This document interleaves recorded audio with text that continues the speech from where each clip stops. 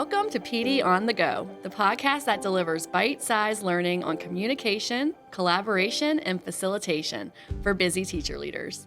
Tune in while you're in your car, on your lunch break, or making copies, and get ready to level up your leadership skills. My name is Rebecca Hazelbeck, and I'm joined here today by my colleagues from the Office of Professional Learning in Fairfax County Public Schools. Hi, I'm Mary Beth Anderson. Hi, I'm Hallie Case. And on today's episode, we often hear from schools that when teams come together to collaborate, they spend a bulk of their time lesson planning, and that they don't really get to the other side of the cycle where they're looking at instructional improvement and decisions about student learning and student success. And so, Hallie, what have been your thoughts about this? Yeah, I think that some of this is an unintended side effect of COVID times when teams were coming together and they really did have to do their daily lesson planning because we were just almost in survival mode, and we were doing the best we could for kids with what we knew how to do in those circumstances, right? And I think that practice of continuing to use team time for daily lesson planning has carried on, and teams that some of the teams that we work with have been expressing to us that, they always feel like they're a little bit behind, that they can't catch up, that it's almost like week to week they're trying to figure out what the next thing is.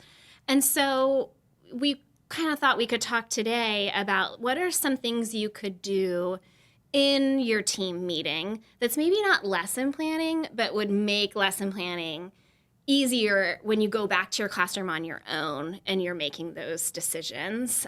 So I know Mary Beth has some ideas on this, but that's kind of my thinking is I think that we got there because of circumstances, and that we can still move forward and do other things in team meetings that will help lesson planning go smoothly. So it sounds like lesson planning is something maybe we could do by ourselves in our classrooms, and that there might be some more high leverage practices we could do when we come together as a team to collaborate. Mary Beth, what do you think? I'm just thinking, especially when we have limited time in collaborative learning teams. Here in Fairfax, we have collective bargaining, so schools only have 1 hour a week to come together in CLTs, which is really only 40 hours a year. And if we spend that time each week lesson planning, like you said earlier, we can't get to the making decisions for kids who haven't learned it yet, or making decisions for kids who already know it. And so we're trying to think about ways that you can engage in other tasks in your CLT that will still support that lesson planning, because that still has to get done. That doesn't go away. And so what can you do as a team to make that lesson planning easier? So a couple things that, just to start us off on our conversation, is depending on what you teach, some you get your curriculum, your standards. Some have your lesson plans, or even the teaching points for every day, the learning targets. But if you didn't have that, you could create those learning targets together, put the standards in student-friendly language. That helps you with your day-to-day. And if you have it, start thinking about what are the instructional strategies I would use to teach those. And then that also helps you go back to your plan book and kind of get ideas to support your students in the best way. Yeah, I think it gives time, too, to, talk about those things that are important to you as a team and what you care about. And, if I'm on a team and there's someone who has a strength in student talk, and they're just really good at setting up systems for making sure that students have resources to have conversations and that there's strong dialogue in their classrooms, just having the slides for that for me as a teacher might not be enough to make that lesson come to life in my classroom. So I would really want, I would benefit in team time to hear from that teacher about what she's doing, or to have it modeled for me, right? So it's a little bit of resource sharing, but also spending time sharing our own experiences so that we can have a wider breadth of strategies to choose from when we're back with our students and think about what they need.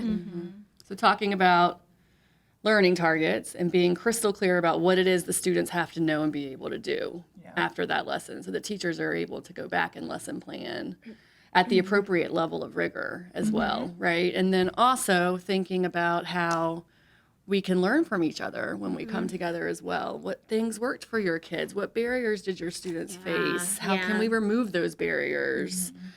What else? Really thinking about the formative assessments that go with those learning targets. So how are we going to check in to know if the students know it or if they still need more time?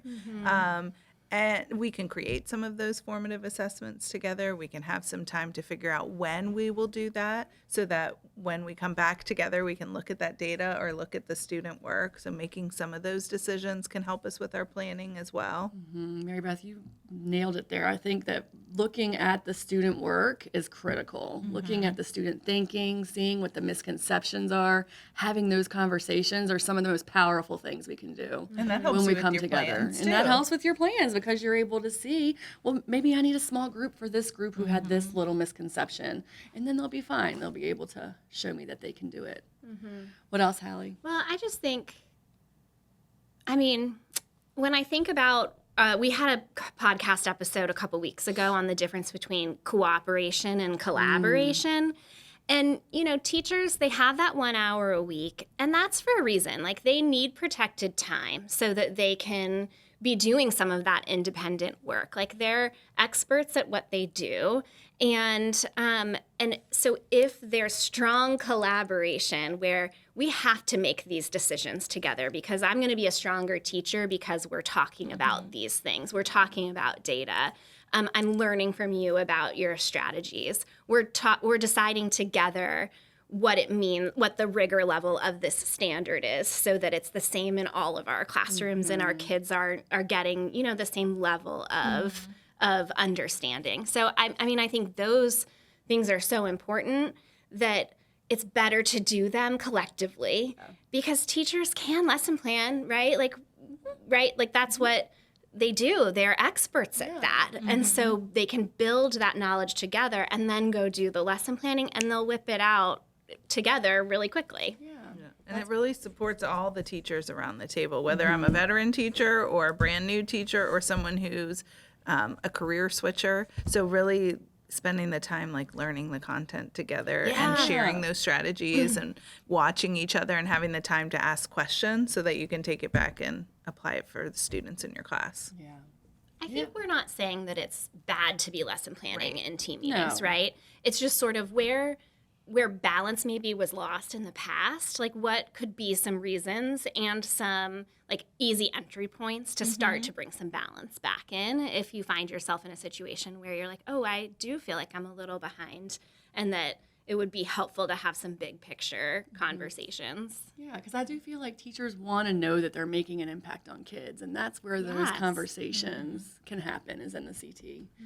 And that we can't really do that when we're doing lesson planning together. Right. Okay, so what resource are we going to share? All right, well, we'll share some protocols that can support teams in this work. So whether it's creating learning targets or sharing resources and instructional strategies, and even creating some formative assessments. So we'll highlight those on our teacher leadership Google site and our Atlas page. Great. Thanks, Mary Beth. All right, so thanks for joining us today. And you can find more resources and ideas related to today's topic on our Instagram at FCPS_PD.